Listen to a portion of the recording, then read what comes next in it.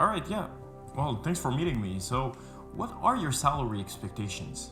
This is the exact question I got 2 years ago when I was interviewing at DXC for my new job as a senior consultant. I was able to raise my salary from 64K to 140K using the steps I'm about to show you in this video. Hey again, if you're new here, my name is Maddie. I'm a career coach and consultant helping you craft the career you truly deserve. So if that's something you're into, consider subscribing. So let's not waste time. I'm putting the timestamps here and let's start.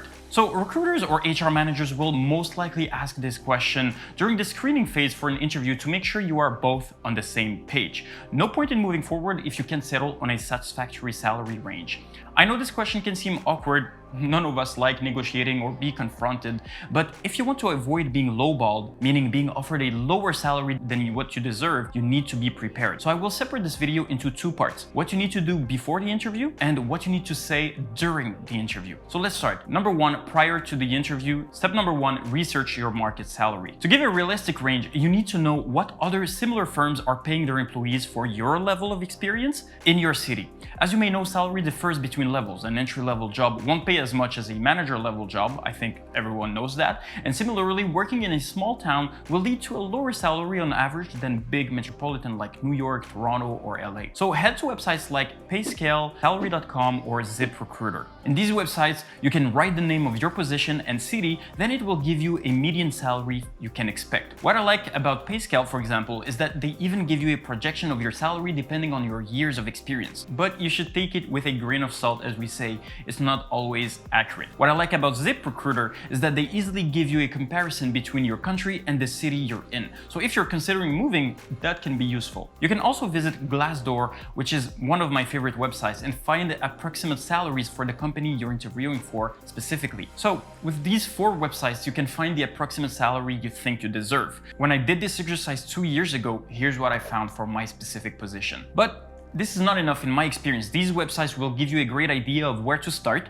but what if the company you're interviewing with is slightly different? Maybe they pay more, maybe they pay less than this range, so you want to know that. So to know about this, you need to, step number two, ask referrals or past employees. If you landed a referral for the position you're interviewing for, then ask them directly. Here's what I usually say. Hey James, thanks for your help. I have secured an interview with Jessica. I'm now preparing for it. By the way, do you happen to know the range people are paid for my position? That's it. There's no shame in doing that, and you're not asking for their specific salary, which is a little bit awkward, I have to say. If you don't have a referral for this job, here's what you need to do. Head to LinkedIn search bar. Search for the name of your company and then filter by past employer. And boom, you have a list of people in your area who worked at this firm previously. Here, I see that this person worked at Deloitte, but is now at McKinsey, so I would reach out to them first. We reach out to people who are no longer at our target company simply because they will be more comfortable sharing information about their past employer than if they would still be working there. Message at least 5 of them and use this script. Hey Patrick, I found your profile when I was doing research on company XYZ. I noticed you worked there for a couple of years and seemed to like it. I'm happy to tell you I have just landed an interview there, and I was wondering if you had 10 minutes for a quick chat. I'm trying to know if it's the right career move for me. When they give you some of their time, ask them about the salary range using a similar script to the one for the referral, and as a bonus, take the opportunity to ask them about the job and the company. Maybe they will give you great information that will be useful in the interview. Now, you should have a clear range and you need to stick with it. I personally had a referral during my interview 2 years ago, so I knew people like me were worth around 140K, but I had an issue with this number. And that's why I needed step number 3, believe in the numbers. Personally, I was coming from a 64K salary. I couldn't believe this role I am interviewing for was worth at least 120 to 140K. This was too big of a jump and I felt uncomfortable, like if I didn't deserve the salary because I was still early in my career. But then I read a quote from famous personal finance author Ramit Sethi: negotiation is 90% mindset and 10% tactics. By the way, I found it in his book, I Will Teach You to Be Rich. Personally, I know people who will downgrade their salary just because they don't trust, they believe they deserve the salary. But if you're experienced and the company give you the salary, then welcome it. But you will still need to justify it to earn it with your experience and accomplishments. Step number 4, analyze the job posting. Sure, this company may give you a pay increase, but as we've seen on PayScale, every position at every company will have a range. For example, for entry-level positions, you could be anywhere between 50K to 71K.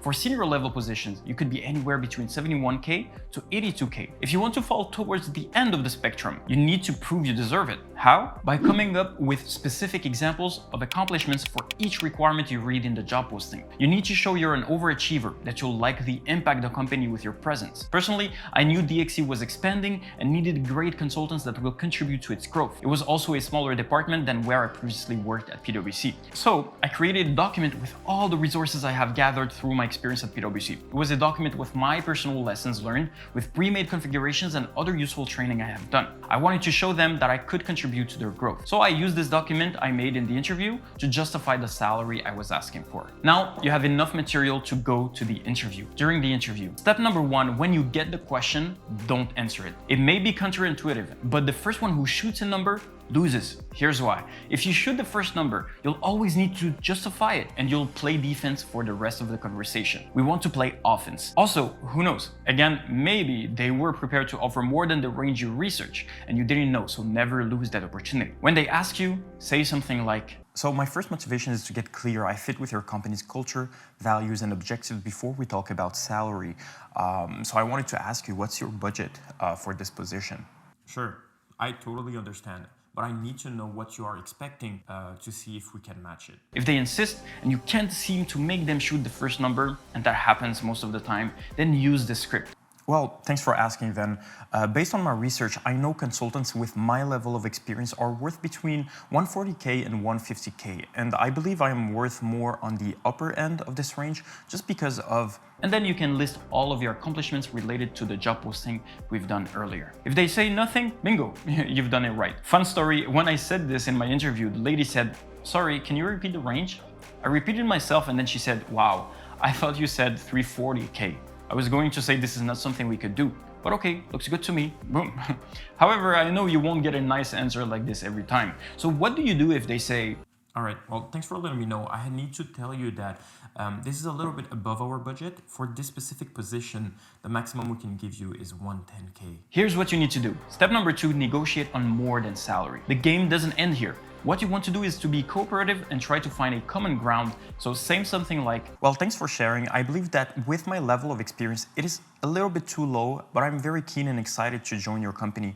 Can we talk about total comp? Is there anything else you offer in the benefits package? Here you want to give them a chance to tell you about the other benefits the company offers. Maybe they offer stock options, maybe they give bonuses at the end of the year, etc. If that satisfies you, then you could take the job with a lower salary, but with greater benefits. But sometimes this also won't work. So you need to, step number 3, accept or abort. If they don't want to negotiate benefits and don't want to raise your salary, you will have 2 options. Number 1, walk away from the offer. If you really think it's a waste of time, we can all agree you know your worth and you know how much you value this company. If you know deep down you deserve more, then walk away with honor. It's their loss and not yours. That's what I like to think. Or, and this is the second option, you could accept the offer, but open the door for a salary renegotiation. Use the script from Remit City again.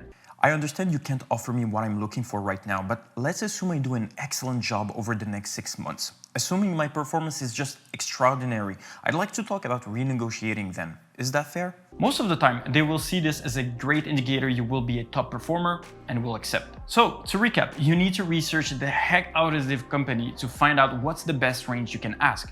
Use websites to get started, but I encourage you to talk to people to get the real info. Prepare your greatest accomplishments, then go to the interview. Don't shoot the first number, let them say it first, but if you need to say it, always give a range with the lower end as your target salary. Then, negotiate on more than salary. And at the end, open up for renegotiation if you need it. You would be surprised how much money people are leaving on the table when they don't do proper research and give a random number out of their heads. Imagine, how will your life be impacted if you had an extra 10, 15 or 20K a year? It is possible by answering what are your salary expectations the right way using the steps in this video. I have a whole guide with 30 most popular questions with answers to help you nail your future interviews, so you can download it for free in the description if you're interested. Let me know in the comments, how do you feel when negotiating? I know it can be awkward. If you have a fun story to share, let me know below. I appreciate you for watching. If you enjoyed the video, hit the like button, subscribe for more interview prep content, and I'll talk to you soon.